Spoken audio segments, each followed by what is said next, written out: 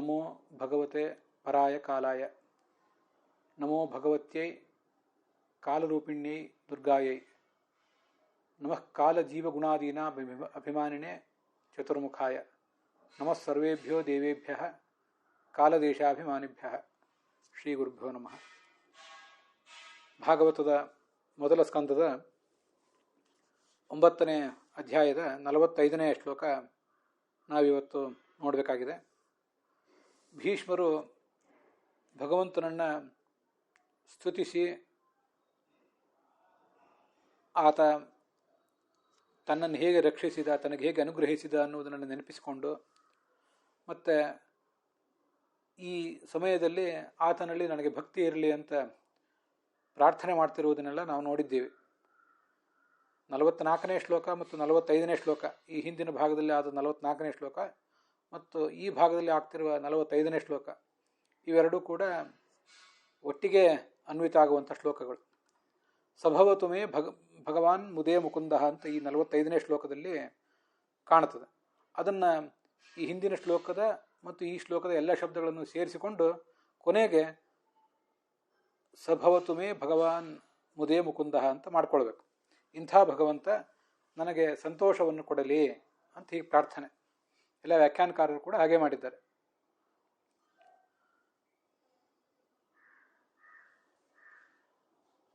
ನಾನು ಅವನಿಗೆ ಶತ್ರು, ಪಾಂಡವರ ಸೈನ್ಯದಲ್ಲಿ ಆತ ಇದ್ದಾನೆ, ನಾನು ಕೌರವರ ಸೈನ್ಯದಲ್ಲಿದ್ದೇನೆ, ಹೀಗೆ ನಾನು ಆತ ತಾಯಿ ಅವನಿಗೆ.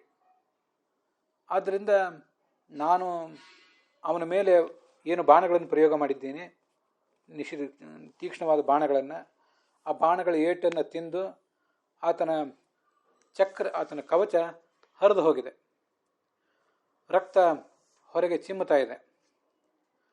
ಇಂಥ ನನ್ನ ಮೇಲೆ ಆತ ರಭಸವಾಗಿ ಏರಿ ಬರ್ತಾ ಇದ್ದಾನೆ, ನನ್ನನ್ನು ಭೀಷ್ಮನನ್ನು ಕೊಂದು ಬಿಡ್ತೇನೆ ಅಂತ. ಅರ್ಜುನ ತಡಿತಾ ಇದ್ದ. ಅಲ್ಲಿ ಯಾಕೆ ಪ್ರಸಭಂ ಅಂತ ಹೇಳಿದ್ದಾರೆ ಅಂದರೆ ಅರ್ಜುನ ತಡೆದಿದ್ದಾನೆ. ಆದರೂ ಈ ಕೃಷ್ಣ ಭೀಷ್ಮನನ್ನು ಕೊಲ್ಲಬೇಕು ಅಂತ ಬಂದಿದ್ದಾನೆ ನನ್ನನ್ನು, ಅಂಥ ಕೃಷ್ಣ ನನಗೆ ಸದಾ ಸುಖದಾಯಕನಾಗಲಿ ಅಂತ ಪ್ರಾರ್ಥನೆ. ಈ ಅರ್ಜುನ ಮೃದುವಾಗಿ ಯುದ್ಧ ಮಾಡಿದ್ದಾಗ ಅದನ್ನು ತಡೆಯುವುದಾಗಲಿಲ್ಲ ಕೃಷ್ಣನಿಗೆ. ಯುದ್ಧಕ್ಕೆ ನಿನ್ನನ್ನು ಭಗವದ್ಗೀತೆಯನ್ನು ಬೋಧಿಸಿ ತೊಡಗಿಸಿದ್ದೇನೆ, ಧರ್ಮವನ್ನು ನಿನಗೆ ಬೋಧನೆ ಮಾಡಿದ್ದೇನೆ. ಎದುರಿಗಿರುವಂಥ ಭೀಷ್ಮ, ದ್ರೋಣ ಮೊದಲಾದವರು, ಕೃಪನೂ ಕೂಡ ನಿನ್ನ ಆತತಾಯಿಯಾದ, ನಿನ್ನ ಘಾತಕನಾದ ದುರ್ಯೋಧನನ ಅನುಯಾಯಿಗಳು. ಆದ್ದರಿಂದ ಅವರನ್ನು ಸಂಹರಿಸುವುದೇ ನಿನಗೆ ಧರ್ಮ ಅಂತ ನಾನು ಬೋಧನೆ ಮಾಡಿದರೂ ಕೂಡ ಅಜ್ಜ ಎಂಬ ಮೋಹದಿಂದ ಆತನ ಮೇಲೆ ಪ್ರಹಾರ ಮಾಡಲಿಕ್ಕೆ ನೀನು ಹಿಂಜರಿತಾ ಇದ್ದೆ. ಯುದ್ಧ ನಿನಗೆ ಬೇಕಾದಂತೆ ಕಾಣಿಸುವುದಿಲ್ಲ, ನಾನೇ ಯುದ್ಧವನ್ನು ಕೊನೆಗಾಣಿಸಿ ಬಿಡ್ತೇನೆ ಅಂತ ಕೋಪದಿಂದ ಭೀಷ್ಮನ ಮೇಲೇರಿ ಹೊರಟಿದ್ದಾನೆ. ಮಹಾಭಾರತದಲ್ಲಿ 2 ಬಾರಿ ಈ ಘಟನೆಯ ವರ್ಣನೆ ಇದೆ. ತಾತ್ಪರ್ಯ ನಿರ್ಣಯದಲ್ಲಿ ಒಂದೇ ಬಾರಿ ಈ ಘಟನೆಯ ವರ್ಣನೆ ಕಾಣಿಸ್ತದೆ.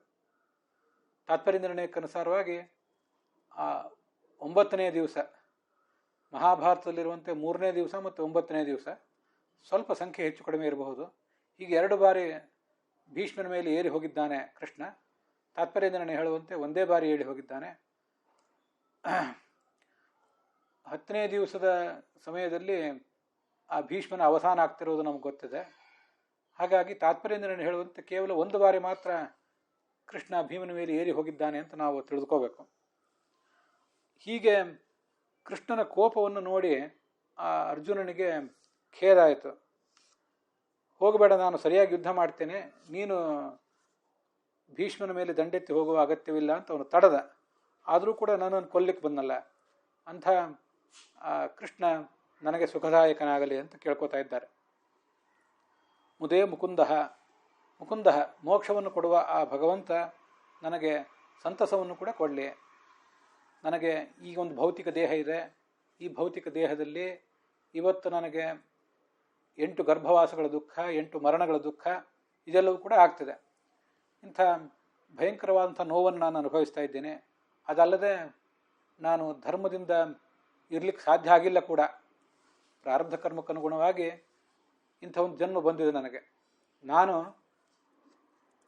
ಆ ವರುಣನ ಹೋಮಧೇನುವನ್ನು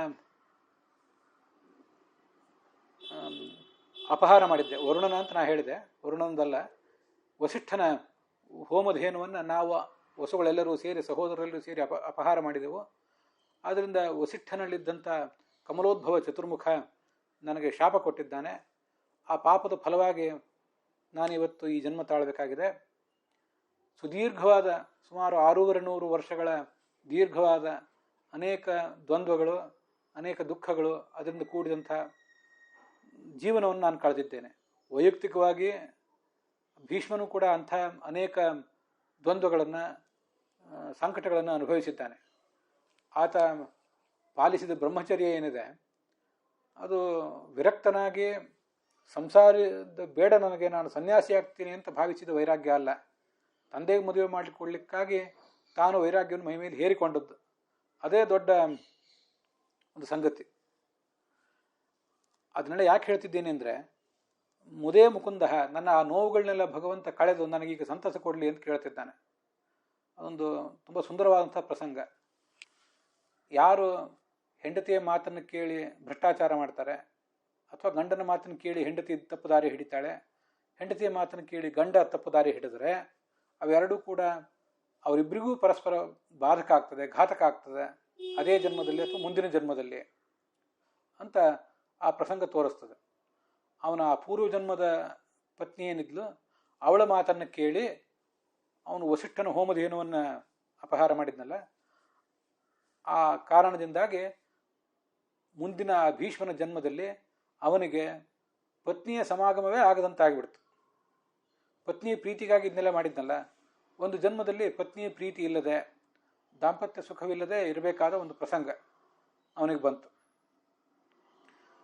ಅವನು ಕ್ಷತ್ರಿಯನಾದ್ದರಿಂದ ಕ್ಷತ್ರಸ್ತ್ರೀ, ವೈಶ್ಯಸ್ತ್ರೀ, ಶೂದ್ರಸ್ತ್ರೀ ಮೂರನ್ನು ಮದುವೆ ಮಾಡಿಕೊಳ್ಳುವ ಅಧಿಕಾರ ಅವನಿಗಿತ್ತು. ಕ್ಷತ್ರಿಯ ಸ್ತ್ರೀಯನ್ನು ಮದುವೆ ಮಾಡಿಕೊಂಡಿದ್ದರೆ ಅವನಿಗೆ ಹುಟ್ಟುವಂಥ ಮಕ್ಕಳು ನಾಳೆ ರಾಜ್ಯಕ್ಕೆ ಉತ್ತರಾಧಿಕಾರಿಗಳಾಗಿ ವಿಚಿತ್ರ ವೀರ್ಯ ಮತ್ತು ಚಿತ್ರಾಂಗದನ ಜೊತೆಗೆ ಪ್ರತಿಸ್ಪರ್ಧಿಗಳಾಗ್ತಿದ್ರು. ಆದರೆ ವೈಶ್ಯ ಸ್ತ್ರೀಯನ್ನು ಮದುವೆ ಮಾಡಿಕೊಂಡಿದ್ರೆ ಅಥವಾ ಶೂದ್ರ ಸ್ತ್ರೀಯೊಬ್ಬಳನ್ನ ಆತ ಮದುವೆ ಮಾಡಿಕೊಂಡಿದ್ರೆ ಅಲ್ಲಿಂದ ಹುಟ್ಟುವ ಮಕ್ಕಳು ಏನೂ ಪ್ರತಿಸ್ಪರ್ಧಿಗಳೇನು ಆಗ್ತಿರ್ಲಿಲ್ಲ ವಿಚಿತ್ರ ವೀರ್ಯ ಮತ್ತು ಚಿತ್ರಾಂಗದರಿಗೆ. ಆದ್ದರಿಂದ ಆತ ತನ್ನ ತಂದೆ ಶಂತನುವಿಗೆ ಈ ಗಂಗೆಯನ್ನು ತಂದು, ಸತ್ಯವತಿಯನ್ನು ತಂದು ಮದುವೆ ಮಾಡಿಸುವಾಗ ಆ ಸತ್ಯವತಿಯ ತಂದೆಗೆ ಪ್ರತಿಜ್ಞೆ ಮಾಡಿದ್ನಲ್ಲ, ನಾನು ರಾಜ್ಯವನ್ನು ಆಳುವುದಿಲ್ಲ, ರಾಜ್ಯವನ್ನು ಈ ಸತ್ಯವತಿಯ ಮಕ್ಕಳೇ ಆಳ್ತಾರೆ ಅಂತ. ಆಗ ಅವಳು ತಂದೆ ಕೇಳಿದ್ನಲ್ಲ, ನೀನು ರಾಜ್ಯವನ್ನು ಆಳದೇ ಇರಬಹುದು, ನಿನ್ನ ಮಕ್ಕಳು ರಾಜ್ಯಕ್ಕೆ ಉತ್ತರಾಧಿಕಾರಿಗಳು ಸಹಜವಾಗಿ ಆಗ್ತಾರೆ, ಅವರು ನನ್ನ ಮೊಮ್ಮಕ್ಕಳ ಜೊತೆಗೆ ಸ್ಪರ್ಧಿಗಳಾಗಿ ಬಿಡ್ತಾರಲ್ಲ ಅಂತ ಆತಂಕಪಟ್ಟಾಗ, ಹಾಗಾದ್ರೆ ನಾನು ರಾಜ್ಯವನ್ನು ಆಳುವುದಿಲ್ಲ ಅಷ್ಟೇ ಅಲ್ಲ, ಮದುವೆಯನ್ನೂ ಮಾಡ್ಕೊಳ್ಳೋದಿಲ್ಲ ಅಂತ ಭಯಂಕರವಾದ ಪ್ರತಿಜ್ಞೆ ಮಾಡಿದ. ಭಯಂಕರವಾದ ಪ್ರತಿಜ್ಞೆ ಮಾಡಿದ್ರಿಂದಲೇ ಭೀಷ್ಮನಾದ. ಆದರೆ ಮದುವೆಯನ್ನೂ ಮಾಡ್ಕೊಳ್ಳೋದಿಲ್ಲ ಅಂತ ಹೇಳೋ ಬದಲು ನಾನು ವೈಶ್ಯ ಸ್ತ್ರೀ ಅಥವಾ ಶೂದ್ರ ಸ್ತ್ರೀಯನ್ನು ಮದುವೆ ಮಾಡ್ಕೋತೀನಿ ಅಂತ ಅನುಭವದಿತ್ತು. ಕ್ಷತ್ರಿಯ ಸ್ತ್ರೀಯನ್ನು ಮದುವೆ ಮಾಡ್ಕೊಳ್ಳುವುದೇ ಇಲ್ಲ. ವೈಶ್ಯ ಸ್ತ್ರೀ ಅಥವಾ ಶೂದ್ರ ಸ್ತ್ರೀಯನ್ನು ಮದುವೆ ಮಾಡ್ಕೊಂಡಿದ್ರೆ ತಾಯಿಯ ಆ ವರ್ಣಕ್ಕನುಗುಣವಾಗಿ ಮಕ್ಕಳಿಗೂ ಕೂಡ ಅದೇ ವರ್ಣ ಬಂದುಬಿಟ್ಟಿರ್ತಿತ್ತು. ಹುಟ್ಟುವ ಮಕ್ಕಳು ವಿಚಿತ್ರ ವೀರ್ಯ ಮತ್ತು ಚಿತ್ರಾಂಗದರಿಗೆ ಏನೂ ಪ್ರತಿಸ್ಪರ್ಧಿಗಳಾಗ್ತಿರ್ಲಿಲ್ಲ. ಆದರೆ ಅವನ ಪ್ರಾರಬ್ಧ ಕರ್ಮ ಅವನ ಬಾಯಿಂದ ಹಾಗೆ ನುಡಿಸಲಿಲ್ಲ. ಕೇವಲ ಕ್ಷತ್ರಿಯ ಸ್ತ್ರೀಯಲ್ಲ, ಯಾವ ಸ್ತ್ರೀಯನ್ನು ಆತ ಮದುವೆ ಮಾಡ್ಕೊಳ್ಬಾರ್ದು ಈ ಜನ್ಮದಲ್ಲಿ. ಯಾಕೆಂದರೆ ಹಿಂದಿನ ಜನ್ಮದಲ್ಲಿ ಪತ್ನಿಯ ಪ್ರೀತಿಗಾಗಿ ಇಂಥ ಒಂದು ಭ್ರಷ್ಟಾಚಾರದಲ್ಲಿ, ಕರಪ್ಷನ್ನಲ್ಲಿ ತೊಡಗಿಬಿಟ್ನಲ್ಲ, ಅದಕ್ಕಾಗಿ ಮದುವೆನೇ ಮಾಡ್ಕೊಳ್ಳದೆ ಇರಲಿ, ಅವನು ಆ ದ್ವಂದ್ವವನ್ನೇ ಆತ ಅನುಭವಿಸಲಿ ಅಂತ ಆತನಿಗೆ ಶಾಪದ ಕಾರಣ ಇದ್ದಿರಬೇಕು ಅಂತ ನನ್ನ ಊಹೆ. ಆದ್ದರಿಂದ ಅವನಿಗೆ ಕ್ಷತ್ರಿಯ ಸ್ತ್ರೀಯನ್ನು ಮದುವೆ ಮಾಡ್ಕೊಳ್ಳಿಕ್ಕಾಗಲಿಲ್ಲ ಅಷ್ಟೇ ಅಲ್ಲ, ವೈಶ್ಯ ಶೂದ್ರ ಸ್ತ್ರೀಯನ್ನೂ ಮದುವೆ ಮಾಡ್ಕೊಳ್ಳಿಕ್ಕಾಗಲಿಲ್ಲ. ರಾಜ್ಯವನ್ನಂತೂ ಆಳಲೇ ಇಲ್ಲ.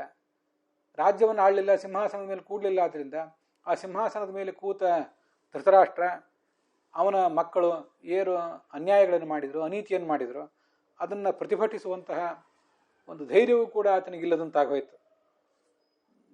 ಧೈರ್ಯ, ಶಕ್ತಿ ಎಲ್ಲವೂ ಆತನಲ್ಲಿ ಇತ್ತು. ಆ ಕಾಲದಲ್ಲಿ ಅತಿ ದೊಡ್ಡ ಪರಾಕ್ರಮಿ ಅವನು ಶಸ್ತ್ರ ಹಿಡಿದು ನಿಂತಿದ್ರೆ ಈ ದುರ್ಯೋಧನಾದಿಗಳನ್ನು ಬದಿಗೊತ್ತೆ ಅವನು ನ್ಯಾಯದ ಮಾರ್ಗದಿಂದ ಆ ಕುರು ಸಿಂಹಾಸನ ನಡೆಯುವಂತೆ, ಕುರು ಸಾಮ್ರಾಜ್ಯದ ಹಾದಿ ಸಾಗುವಂತೆ ಮಾಡಬಹುದಿತ್ತು. ಆದರೆ ಹಾಗೆ ಮಾಡಲಿಕ್ಕೆ ಅವನಿಗೆ ಧೈರ್ಯ ಸಾಲಲಿಲ್ಲ. ಯಾಕೆ? ಅವನೇ ಹೇಳ್ಕೊತಾನೆ, ಅರ್ಥಸ್ಯ ಪುರುಷೋ ದಾಸೋ ದಾಸಸ್ವರ್ಥೋ ನ ಕಸ್ಯಚಿತ್ ಅಂತ. ತುಂಬ ಸುಂದರವಾದಂಥ ಒಂದು ಪ್ರಸಂಗ ಇದು. ಭೀಷ್ಮ ದ್ರೋಣ ಇಬ್ಬರೂ ಹೇಳ್ತಾರೆ, ನಾನು ಭೀಷ್ಮನೂ ಹೇಳ್ತಾನೆ, ದ್ರೋಣನೂ ಹೇಳ್ತಾನೆ, ನಾನು ಅರ್ಥಕ್ಕೆ ದಾಸನಾಗಿಬಿಟ್ಟಿದ್ದೇನೆ. ಕೌರವರು ಅರ್ಥದ ಬಂಧನದ ಮೂಲಕ, ಆರ್ಥಿಕ ಬಂಧನದ ಮೂಲಕ ನಮ್ಮನ್ನು ಕಟ್ಟಿ ಹಾಕಿಬಿಟ್ಟಿದ್ದಾರೆ. ಆದ್ದರಿಂದ ನಮಗೆ ಅವರ ಬಂಧನವನ್ನು, ಅವರ ಪಕ್ಷವನ್ನು ಬಿಟ್ಟು ಬರುವುದಾಗ್ತಾ ಇಲ್ಲ ಅಂತ ಅವರಿಬ್ಬರು ತಮ್ಮ ದ್ವಂದ್ವವನ್ನು ತೋಡಿಕೊಂಡ್ರು. ಅದು ಹೇಗೆ ಇತ್ತು ಅಂದರೆ, ಆ ಭೀಷ್ಮ ದ್ರೋಣರಿಗಿಂತ ಸಾಮಾಜಿಕವಾಗಿ, ರಾಜಕೀಯವಾಗಿ ಕೆಳದೃಷ್ಟಿಯಿಂದ ಇದ್ದಂಥ ವಿದುರನು ಕೂಡ ನಾನು ಕೌರವರಿಗೆ ಆರ್ಥಿಕವಾಗಿ ಬದ್ಧನಾಗಿದ್ದೇನೆ ಅಂತ ಹೇಳ್ಬೋದಿತ್ತು. ಅವನು ಯಾಕೆ ಹೇಳಲಿಲ್ಲ? ಅವನಿಗೆ ಧೈರ್ಯ ಬೇಕಾದಷ್ಟಿತ್ತು. ಯಾವತ್ತೂ ಅವನಿಗೆ ಧೈರ್ಯ ಕಡಿಮೆ ಆಗಲಿಲ್ಲ. ಕಲಿಯೆಂದು ಅವನಲ್ಲಿ ಹೊಕ್ಕಲಿಲ್ಲ ಅಂತ ಹೇಳ್ತಾರೆ ಆಚಾರ್ಯರು ತಾತ್ಪರ್ಯ ನಿರ್ಣಯದಲ್ಲಿ. ಜೂಜಾಟದ ಪ್ರಸಂಗದಲ್ಲಾಗಲಿ, ದ್ರೌಪದಿ ವಸ್ತ್ರಾಪಹರಣದ ಪ್ರಸಂಗದಲ್ಲಾಗಲಿ, ಕೌರವರನ್ನಿಗೆ ಬುದ್ಧಿ ಹೇಳುವ ಪ್ರಸಂಗದಲ್ಲೇ ಆಗಲಿ ಆತ ಯಾವತ್ತೂ ಕೂಡ ದ್ವಂದ್ವವನ್ನು ಅನುಭವಿಸಲಿಲ್ಲ. ಆದರೆ ಅವನಿಗಿಲ್ಲದ ಆರ್ಥಿಕ ದಿಗ್ಬಂಧನ, ಅವನಿಗಿಲ್ಲದ ಮರ್ಜಿ ಕಾಯುವ ಈ ಒಂದು ಕ್ಷುಲ್ಲಕತನ, ಇದು ಯಾಕೆ ಭೀಷ್ಮ ದ್ರೋಣರಿಗೆ ಬಂತು? ಎಲ್ಲ ಪ್ರಾರಬ್ಧ ಅಷ್ಟೆ. ಹೀಗೆ ಮಾಡಿ ಆ ನೋವನ್ನು ಅವನು ಅನುಭವಿಸಬೇಕಾಯ್ತು. ದ್ವಂದ್ವಗಳು, ಸಂಕಟಗಳು, ಮೊಮ್ಮಕ್ಕಳನ್ನ ಸರಿಯಾದ ದಾರಿಯಲ್ಲಿ ಇಡ್ಲಿಕ್ಕಾಗದೇ ಇರುವಂಥ ಒಂದು ಅಸಹಾಯಕತನ, ಮತ್ತು 8 ಗರ್ಭವಾಸಗಳ ದುಃಖ, 8 ಮರಣಗಳ ದುಃಖ, ಇದನ್ನೆಲ್ಲ ಅನುಭವಿಸಬೇಕಾಯ್ತು. ಅದಕ್ಕಾಗಿ ಆ ಶಸ್ತ್ರಗಳ ಏಟು ತಿಂದು ಅಲ್ಲಿ ಬಿದ್ದಿದ್ದಾನೆ. ಕೃಷ್ಣನ ಮೇಲೂ ಕೂಡ ಬಾಣ ಪ್ರಯೋಗ ಮಾಡಿದ್ದಾನೆ. ಇವತ್ತು ನನಗಾಗಿರುವ ನೋವುಗಳೇನಿವೆ, ಆ ನೋವುಗಳಿಗೆಲ್ಲ ಒಂದು ಕೊನೆ ಹಾಡಲಿ ಭಗವಂತ ಅಂತ ಅವನನ್ನು ಪ್ರಾರ್ಥನೆ ಮಾಡ್ತಿದ್ದಾನೆ. ಆ ನೋವುಗಳಿಗೆಲ್ಲ ಕೊನೆ ಹಾಡಿದರೆ, ಮುಕ್ತಿ ಕೊಟ್ಟರೆ, ಮುಕ್ತಿಯನ್ನು ಕೊಡುವುದು ಆಮೇಲಿದೆ. ಈಗ ಭೀಷ್ಮನಿಗೆ ಮುಕ್ತಿ ಆಗೋದಿಲ್ಲ. ಜ್ಞಾನಿನಾಮಪಿ ಕಾಯತ್ಯಾಗ ಕ್ಷಣೋ ಯದ ಭಗವಾನ್ ಮೋಹಯತಿ ಅಂತ ಗೀತಾಪ್ರಸ್ಥಾನದಲ್ಲಿ ಹೇಳ್ತಾರೆ. ಭೀಷ್ಮನಂಥ ಜ್ಞಾನಿಯೂ ಕೂಡ ಆ ಸಂದರ್ಭದಲ್ಲಿ, ಶರೀರ ಪರಿತ್ಯಾಗ ಮಾಡುವ ಸಂದರ್ಭದಲ್ಲಿ ಭಗವಂತನ ಸ್ಮರಣೆ ಮಾಡಲಿಕ್ಕೆ ಆಗಲಿಲ್ಲ ಅವನಿಗೆ. ಅದಕ್ಕಿಂತ ಮುಂಚೆ ಮಾಡ್ತಿದ್ದ, ಬೇಕಾದಷ್ಟು ಪುಂಖಾನುಪುಂಖವಾಗಿ ಮಾಡಿದ. ಶರೀರ ಪರಿತ್ಯಾಗ ಸಂದರ್ಭದಲ್ಲಿ ಮಾಡಲಿಕ್ಕೆ ಆಗೋದಿಲ್ಲ. ಯಾಕೆಂದರೆ ಆವಾಗ ಮಾಡಿಬಿಟ್ರೆ ನೇರವಾಗಿ ಮುಕ್ತಿ ಯಾರು ಹೊಂದುವವರಿದ್ದಾರೆ, ಯಾರ ಪ್ರಾರಬ್ಧ ಕರ್ಮ ತೀರಿದೆ, ಅವರಿಗೆ ಆ ಯೋಗ್ಯತೆ, ಅವರಿಗೆ ಅವಕಾಶ ಸಿಗ್ತದೆ. ಉಳಿದವರು ಎಷ್ಟೇ ದೊಡ್ಡವರಾದರೂ ಕೂಡ ಅವರಿಗೆ ಆ ಅವಕಾಶವೇ ಬರೋದಿಲ್ಲ, ಆ ಬುದ್ಧಿಯೇ ಬರೋದಿಲ್ಲ ಅಂತ ಶಾಸ್ತ್ರ ಹೇಳ್ತದೆ. ಇದು ಮತ್ತೊಂದು ದ್ವಂದ್ವ. ಇಷ್ಟೆಲ್ಲ ಸ್ತೋತ್ರ ಮಾಡ್ತಿದ್ದಾನೆ, ಪ್ರಾಣ ಹೋಗುವ ಸಂದರ್ಭದಲ್ಲಿ ಭಗವಂತ ಅವ್ರಿಗೆ ಮೈ ಮರೆಸಿಬಿಡ್ತಾನೆ ಅಂತ ಶಾಸ್ತ್ರ ಹೇಳಿದೆ. ಏನೇ ಇರಲಿ, ನನ್ನ ನೋವುಗಳನ್ನೆಲ್ಲ ಭಗವಂತ ಕಳೆಯಲಿ ಅಂತ ಅವನು ಕೇಳಿದ್ದು ತುಂಬ ಅದ್ಭುತವಾದಂಥ ಒಂದು ವರ್ಣನ. ನನ್ನ ಸಂತೋಷ ಕೊಡಲಿ ಅಂದರೆ ನನ್ನ ನೋವುಗಳನ್ನು ಕಳೆಯಲಿ ಅಂತಲೇ ಅದರ ಅರ್ಥ.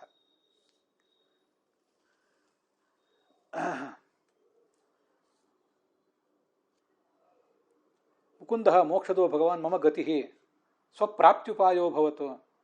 ನನ್ನನ್ನು ತನ್ನ ಬಳಿಗೆ ಸೇರಿಸಿಕೊಳ್ಳಲಿ, ತನ್ನ ಬಳಿಗೆ ಕರ್ಕೊಂಡು ಹೋಗಲಿ ಅಂತ ಹೀಗೆ ಕೇಳ್ಕೊತಿದ್ದಾನೆ.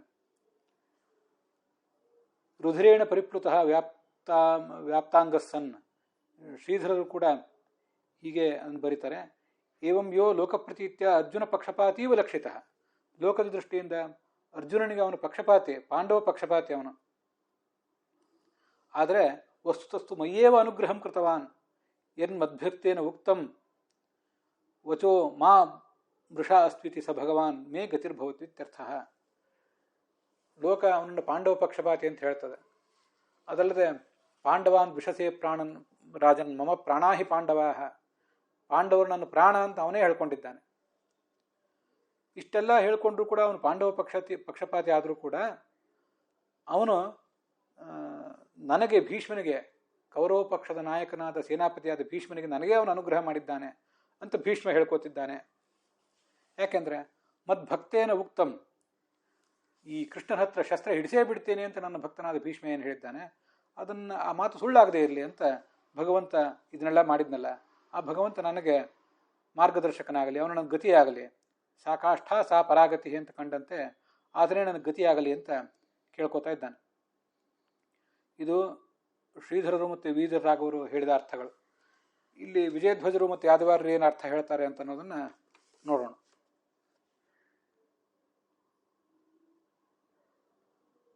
ಕ್ಷತಜೇನ ರುಧಿರೇಣ ಪರಿಪ್ಲುತಃ.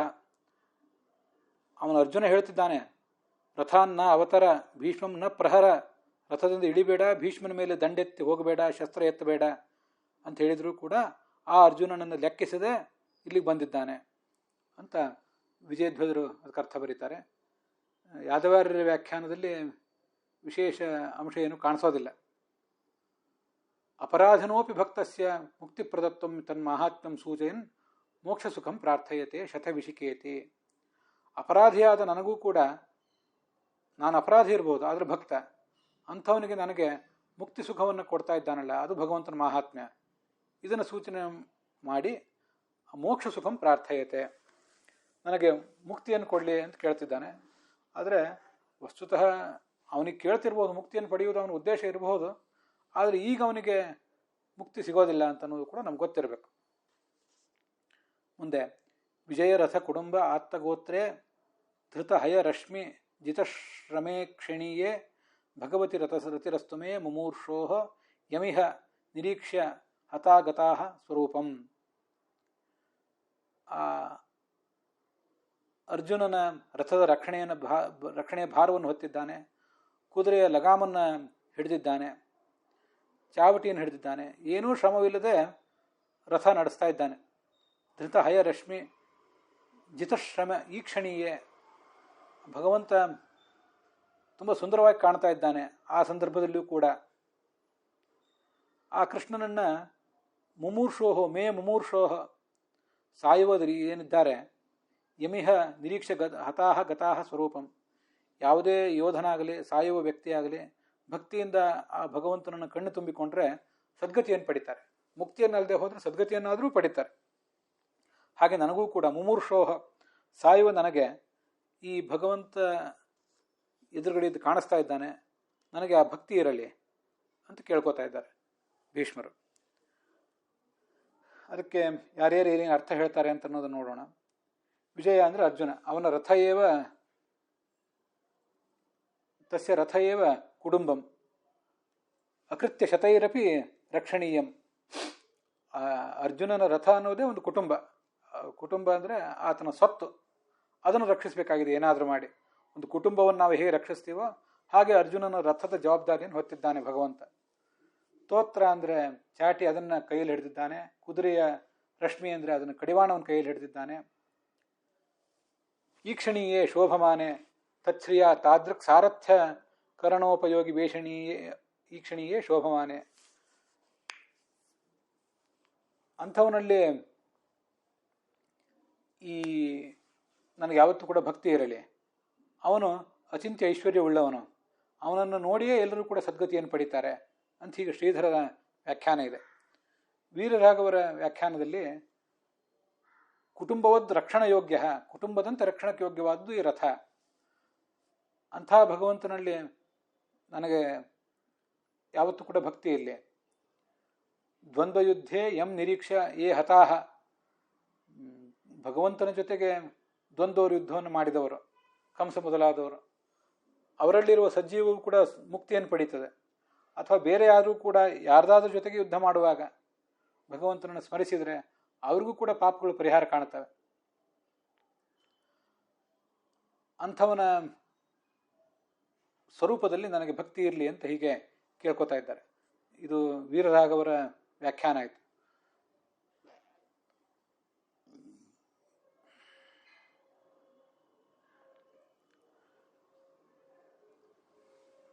ಯಂ ಇಹ ಯುದ್ಧೇ ಯಂ ಭಗವಂತಂ ನಿರೀಕ್ಷೆ ಹತಾಸ್ ಸರ್ವೇ, ಭಗವಂತನ ಜೊತೆಗೆ ದ್ವಂದ್ವ ಯುದ್ಧ ಮಾಡಿದವರು ಅಂತಷ್ಟಲ್ಲ, ಯಾರೇ ಈ ಯುದ್ಧದಲ್ಲಿ ಯುದ್ಧ ಮಾಡಿ ಸತ್ತವರೆಲ್ಲರೂ ಕೂಡ ತತ್ಸ್ವರೂಪಂ, ಆ ಭಗವಂತನ ಸಮಾನತೆಯನ್ನು ಪಡೀತಾರೆ, ಅವನ ಹತ್ರ ಹೋಗ್ತಾರೆ ಅಂತ ಅದರ ತಾತ್ಪರ್ಯ. ಗತಾಹ ಸ್ವರೂಪಂ ಅಂತ ಕೆಲವು ಕಡೆ, ಗತಾಹ ಸ್ವರೂಪಂ ಅಂತ ಇನ್ನು ಕೆಲವು ಕಡೆ ಇದೆ. ಸ್ವ ಮತ್ತು ಸ್ವರೂಪ ಅಂತ ಎರಡೆರಡು ಶಬ್ದಗಳಷ್ಟೇ. ತಾದೃಶೇ ವಿಜಯರಥ ಕುಟುಂಬೆ, ನನಗೆ ಯಾವತ್ತೂ ಭಕ್ತಿ ಇರಲಿ. ಆ ವಿಜಯರಥ ಕುಟುಂಬ ಅನ್ನೋ ಶಬ್ದದಿಂದ ಶರಣಾಗತ ರಕ್ಷಕ ಅನ್ನುವ ಆತನ ಒಂದು ಗುಣವನ್ನು ಇಲ್ಲಿ ವರ್ಣನೆ ಮಾಡ್ತಿದ್ದಾರೆ. ಮತ್ತು ಇವೆಲ್ಲ ಸಾಮಾನ್ಯವಾಗಿ ನಮ್ಗೆ ಗೊತ್ತಾಗೇ ಆಗ್ತವೆ, ಆದರೂ ಅದನ್ನು ತಿಳ್ಕೊಳ್ಬೇಕು. ರಾಧಾಕೃಷ್ಣರು ಅದನ್ನು ಒತ್ತಿ ಹೇಳಿದ್ದಾರೆ.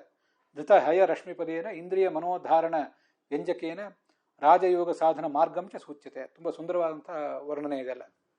ಯಾಕೆ ವಿಜಯರಥ ಕುಟುಂಬ ಅಂತ ಏನು ವರ್ಣನೆ ಮಾಡಿದಾರಲ್ಲ, ಅರ್ಜುನನ ರಥವೇ ಆತನಿಗೊಂದು ಕುಟುಂಬ ಇದ್ದಂತೆ. ಅಂದರೆ ಈ ಅರ್ಜುನನ ರಥದಲ್ಲಿ ಎಲ್ಲ ನರರ ಪ್ರತಿನಿಧಿಯಾಗಿ ಅರ್ಜುನ ಇದ್ದಾನೆ.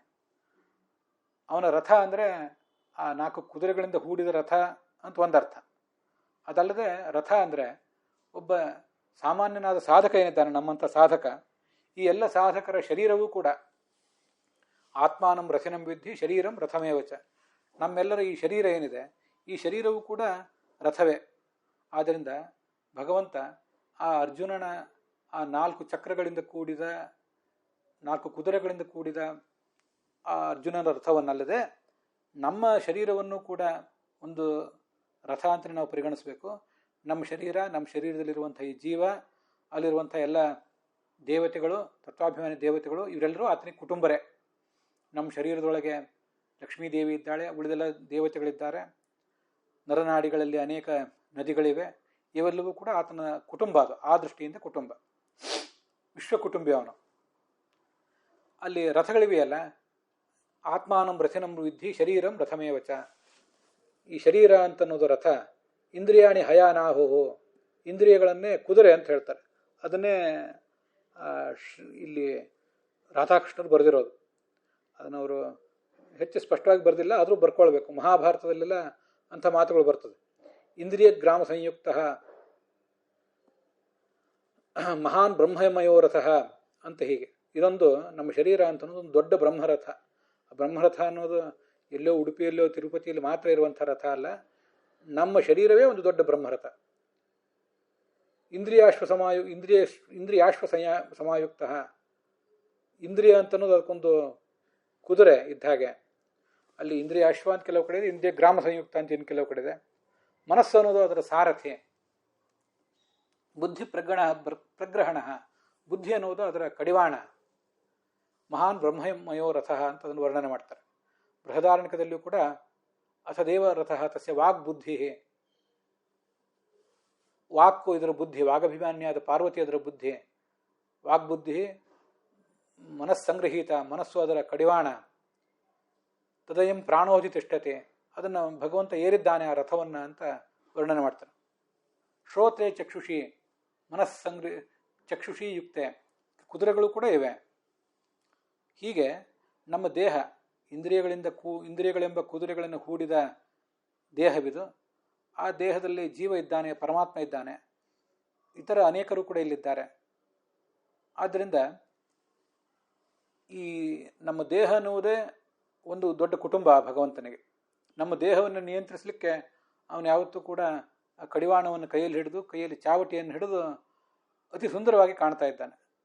ಇದು ನಮ್ಮ ಆ ಒಳಗಿರುವ ನಮ್ಮನ್ನು ನಿಯಮಿಸುವ ರೂಪ ಏನಿದೆ, ಯಾವ ಬಿಂಬ ಕೆಲಸ ಮಾಡಿದರೆ ಪ್ರತಿಬಿಂಬರಾದ ನಾವು ಕೆಲಸ ಮಾಡ್ತೀವೋ ಆ ಬಿಂಬ ಎಷ್ಟು ಸುಂದರವಾಗಿದೆ ಅಂತ ವರ್ಣನೆ ಮಾಡುವ ಒಂದು ಪ್ರಸಂಗ. ಆ ಬಿಂಬ ಹಾಗೆ ಜ್ಞಾನಾನಂದಾತ್ಮಕವಾಗಿ ಸುಂದರವಾಗಿರುವುದರಿಂದಲೇ ಅದರ ಪ್ರತಿಬಿಂಬವಾದಂಥ ಜೀವನಿಗೂ ಕೂಡ ಅಂಥ ಒಂದು ಸುಂದರವಾದಂಥ ರೂಪ ಬರ್ತದೆ. ಅವನನ್ನು ನೋಡಿ ಯಾರು ಹತಾಹ, ಯುದ್ಧಭೂಮಿಯಲ್ಲಿ ಪ್ರಾಣ ಪರಿತ್ಯಾಗ ಮಾಡಿದವರು ಅಂತಲ್ಲ, ಒಟ್ಟಾರೆ ಜೀವನವೆಂಬ ಯುದ್ಧದಲ್ಲಿ, ಜೀವನವೆಂಬ ಯಜ್ಞದಲ್ಲಿ ಯಾರು ತಮ್ಮನ್ನು ತಾವು ತೊಡಗಿಸಿಕೊಂಡಿದ್ದಾರೆ ಅವರೆಲ್ಲರೂ ಕೂಡ ಆ ಈಕ್ಷಣೀಯನಾದ ಸುಂದರನಾದಂತಹ ಭಗವಂತನ ಒಂದು ಸ್ವರೂಪವನ್ನೇ ಪಡೀತಾರೆ ಅಂತ. ಒಟ್ಟಾರೆ ಜೀವನವೆಂಬ ಯುದ್ಧದ ವರ್ಣನೆ ಅದು ಅಂತ ಈಗ ನಾವು ಅದನ್ನು ಭಾವಿಸಬೇಕು. ಅದಕ್ಕಾಗಿಯೇ ಈಕ್ಷಣೀಯ ಅಂತ ಹೀಗೆ ಅದನ್ನು ವರ್ಣನೆ ಮಾಡಿದ್ದಾರೆ. ಅದಕ್ಕೆ ವಿಜಯಧ್ವಜರು ಏನು ಹೇಳ್ತಾರೆ, ಇಹ ಯುದ್ಧೇ ಯಂ ನಿರೀಕ್ಷೆ ಹತಾಹ ಸ್ವರೂಪಂ ವೈಷ್ಣವಂ ಧಾಮ, ವೈಕುಂಠಕ್ಕೆ ಅವರು ಹೋಗ್ತಾರೆ. ನನಗೂ ಕೂಡ ಆ ಭಗವಂತನಲ್ಲಿ ಆಸಕ್ತಿ ಇರಲಿ. ವಿಜಯ ಅಂದರೆ ಅರ್ಜುನ, ನನಗಾಗಲೇ ಹೇಳಿದೆ, ಅರ್ಜುನ ಮಾತ್ರ ಅಲ್ಲ, ಗೆಲ್ಲಲಿಕ್ಕೆ ಹೊರಟಿರುವ ಜೀವನವೆಂಬ ಯುದ್ಧದಲ್ಲಿ, ಜೀವನವೆಂಬ ಯಜ್ಞದಲ್ಲಿ ಗೆಲ್ಲಬೇಕಾಗಿರುವ ಜೀವನೇ ಅಲ್ಲಿ ವಿಜಯ. ಆ ಕುಟುಂಬವೇ ಅವನಿಗೊಂದು, ಆ ರಥವೇ ಆತನಿಗೊಂದು ಕುಟುಂಬ, ಅಂದರೆ ರಕ್ಷಿಸಬೇಕಾದ ಒಂದು ಕುಟುಂಬ ಅಂತ ಹೀಗೆ ಅದರ ಅರ್ಥ.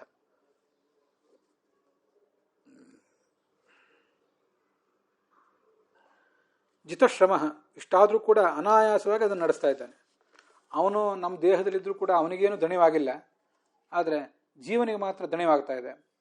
ನಾವು ಅದನ್ನು ದ್ವಾಸುಪರ್ಣ ಸವಿಜಾ ಸಖಾಯ ಸಮಾನಂ ವೃಕ್ಷಂ ಪರಿರಸ್ವ ಜಾತೆ ತಯೋರನ್ಯ ಪಿಪ್ಪಲಂ ಸ್ವಾದ್ವತ್ತಿ ಅನಶ್ನನ್ನನ್ಯ ಅಭಿಷಾಕಶೀತಿ. ಈ ದೇಹ ಅನ್ನೋದೊಂದು ರಥ ಇದ್ದಂತೆ, ದೇಹವೆಂಬುದೊಂದು ವೃಕ್ಷ ಇದ್ದಂತೆ. ಅಲ್ಲಿ ಇಬ್ಬರು ಹಕ್ಕಿಗಳಿವೆ, 2 ಹಕ್ಕಿಗಳಿವೆ. ಒಂದು ಹಕ್ಕಿ ಏನೂ ತಿಂತಿಲ್ಲ, ಆದರೂ ಅದು ದಣಿವಾಗಿಲ್ಲ. ಎಲ್ಲ ಕೆಲಸವನ್ನು ಅದೇ ಮಾಡ್ತಿದೆ, ಆದರೂ ಅದು ದಣಿವಾಗಿಲ್ಲ. ಆದರೆ ಏನೂ ಮಾಡದೆ ಹೋದರೂ ಕೂಡ ಮಾಡಿದ್ದೇನೆ ಅಂತ ತಿಳ್ಕೊಂಡು ಈ ಜೀವ ದೈಹಿಕವಾಗಿಯೂ ಮಾನಸಿಕವಾಗಿಯೂ ದಣದಿದ್ದಾನೆ. ಜಿತಶ್ರಮ ಅಂತನ್ನೋದು ಕೇವಲ ಅಲ್ಲಿರುವ ಕೃಷ್ಣನಿಗೆ ಮಾತ್ರ ಅಲ್ಲ, ಒಳಗಿರುವ ನಮ್ಮನ್ನು ನಿಯಂತ್ರಿಸುವ ಅಂತರ್ಯಾಮಿ ರೂಪ ಏನಿದೆ ಆ ಅಂತರ್ಯಾಮಿ ರೂಪಕ್ಕೂ ಕೂಡ ಅದು ಸಂಬಂಧಪಡ್ತದೆ.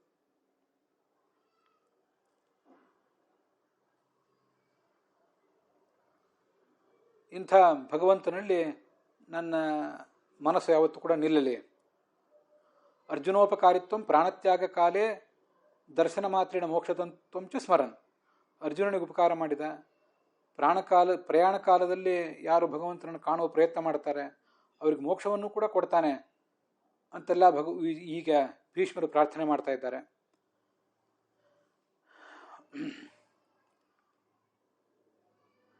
ಇಹ ಯುದ್ಧೇ ಹತಾಹ ಯಂ ನಿರೀಕ್ಷ್ಯ ಸ್ವರೂಪಂ ಆವಿರ್ಭೂತಂ ಸ್ವಸ್ವರೂಪಂ. ಸ್ವರೂಪವನ್ನು ಪಡೆಯುವುದು ಅಥವಾ ಸ್ವರೂಪ ಅಥವಾ ಸ್ವರೂಪ ಅಂತ ಅದು ಹೇಗೇ ಇರಲಿ, ಅದನ್ನು ಪಡೆಯುವುದು ಅಂದರೆ ತಮ್ಮ ಸ್ವರೂಪದ ಅಭಿವ್ಯಕ್ತಿಯನ್ನು ಪಡ್ಕೋತಾರೆ. ಭಗವಂತನಂತೆ ನಮ್ಮ ಸ್ವರೂಪವು ಕೂಡ ಜ್ಞಾನಾನಂದಮಯವಾದದ್ದೇ. ಆ ಮೂಲ ಸ್ವರೂಪದ ಅಭಿವ್ಯಕ್ತಿ ಆಗ್ತದೆ ಅಂತ ಹೀಗದರ ತಾತ್ಪರ್ಯ. ದಿವ್ಯ ದೃಷ್ಟಿಯ ಪಶ್ಯನ್ನಾಹ ಅಂತಾರೆ ಯಾದವಾರ್ಯರು. ಅನೇಕ ಜೀವರು ಹೀಗೆ ಭಗವಂತನನ್ನು ನೆನೆದು ಆ 10 ದಿವಸದ ಯುದ್ಧದಲ್ಲಿ ಸದ್ಗತಿಯನ್ನು ಪಡಿತಿದ್ದಾರೆ ಅಂತನ್ನೋದು ದಿವ್ಯ ದೃಷ್ಟಿಯಿಂದ ಅವರು ಕಂಡದ್ದೇ ಆಗಿದೆ. ಅದನ್ನು ಕಂಡದ್ದನ್ನೇ ವರ್ಣನೆ ಮಾಡ್ತಿದ್ದಾರೆ. ನನಗೂ ಅಂಥ ಒಂದು ಸದ್ಗತಿಯನ್ನು ಪಡೆಯುವಂಥ ಯೋಗ ಬರಲಿ ಅಂತ ಕೇಳ್ಕೊತಾ ಇದ್ದಾರೆ. ಅಲ್ಲಿಗೆ ಈ 46ನೇ ಶ್ಲೋಕ ಇಲ್ಲಿಗೆ ಸಮಾಪ್ತವಾಗಿದೆ. ಇವತ್ತಿನ ಈ ಭಾಗವು ಕೂಡ ಸಮಾಪ್ತವಾಗಿದೆ. ಹುಸಿಯ ನಾಡಿ ಹೊಟ್ಟೆ ಹೊರೆವ ವಿಷಯದಲ್ಲಿ ರಸಿಕನೆಂದು ಹುಸಿಗೆ ಹಾಕದಿರುವ ಇನ್ನು ಹೃಷಿಕೇಶನೇ, ಈಶನಿನ್ನ ಚರಣ ಭಜನೆ ಆಸೆಯಿಂದ ಮಾಡುವೆ, ದೋಷರಾಶಿ ನಾಶ ಮಾಡು ಶ್ರೀಶಕೇಶವ. ಶ್ರೀಕೃಷ್ಣಾರ್ಪಣಮಸ್ತು.